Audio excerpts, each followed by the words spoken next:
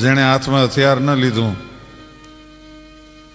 જેણે કોઈ દિવસ કોઈની ઉપર અત્યાચાર ન કર્યો, યુદ્ધ ન કર્યું અને પોતાના પ્રેમના રંગથી રંગી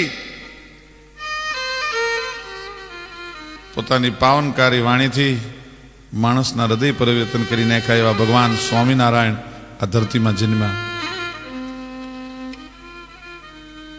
ભગવાન સ્વામિનારાયણ શિક્ષાપત્રીનો ઉપદેશ ચારણી સાહિત્યમાં એનો ટૂંક સાર છે.